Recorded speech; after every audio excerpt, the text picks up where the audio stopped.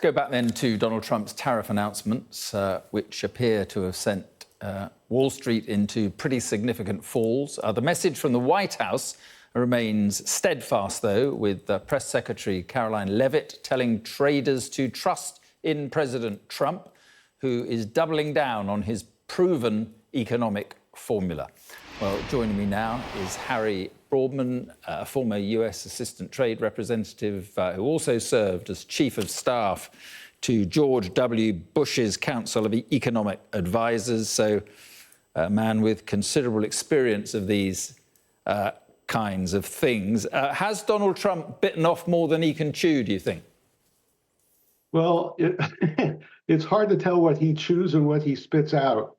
But I do think, his actions will be a watershed, I think, of serious risks to the global economy, let alone just, to the United States economy. It's not a growth strategy.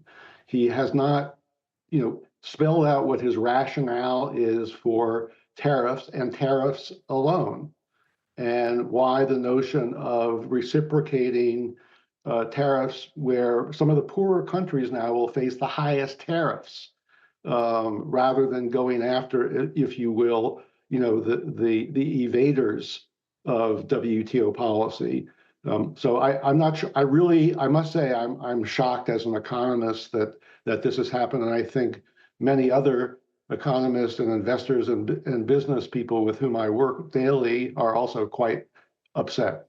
I mean, do you think it can work? I mean, his aim seems to me to be twofold: to raise these huge revenues to finance tax cuts, and also to frighten other countries into reducing their tariffs. So, are the two things that they just don't seem compatible? No, they're not. And I was struck also, frankly, by his point that he's going to use them to finance tax cuts. If these were tax cuts to the middle class and working people, I think he would earn a lot of points. But given the folks with whom he hangs out and his constituency, I think everybody believes that those tax cuts are not going to be for the working person. And as I say, I just don't see how this is helpful for a growth strategy for the U.S. What it does is create tremendous uncertainty in the global economy, that the largest economy of the world has upturned, commitments that it has made in multiple free trade agreements, bilateral trade agreements, and of course the WTO.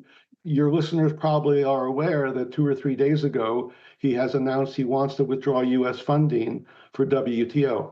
I'm not an apologist for the WTO, even though I was one of the negotiators creating it, but it's a rules-based system. And one thing one knows well about Mr. Trump is he's not rules-based. And that is very frightening, I think, for most investors, for business people, and for workers. And I think the notion, finally, that workers are going to gain from what he's trying to do, I believe, is a bit fanciful, because incoming foreign investors, which is what he's trying to induce, they will bring with them not the old technologies that are heavily using labor. They're going to bring in the most advanced technologies that are labor saving, to speak like an economist. And the job creation effects from those new entrants, I think, are going to be more de minimis than he believes. Do you think businesses will be attracted to the US? I mean, he's saying no tariffs if you set up business in America. But do you think that businesses will be attracted to do that, given the uncertainty that surrounds what Donald Trump does? Because who knows where he's going to be on tariffs in a month's time, for instance. Absolutely. That is really the central point, I think, as an economist. Investors are interested in investing patient capital according to rules, which is what I just said, which is what the WTO and other trade agreements, provide. We now know enough about, I'm from New York, so I know this guy's personality, but we now know enough about his personality that what he says Monday may well change on Tuesday. And, a foreign investor looking to come into the United States, I think, is now questioning more than ever whether they want to come to the United States, precisely because of this tremendous flip-flop on getting rid of rules-based trade and investment orders and disciplines. Just a final point. Do you think that Donald Trump has the kind of political resilience to see this through if things get really difficult and it is all looking as if it's not turning out the way he thinks it should be turning out?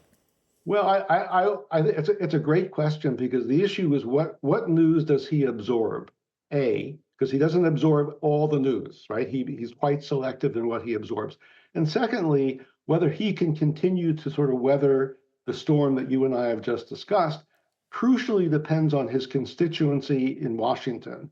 You know, he's got majorities in both the House of Representatives and the Senate. And, you know, if he didn't have those, that would be another matter. But they are incredibly intimidated by him. And so what he says will go.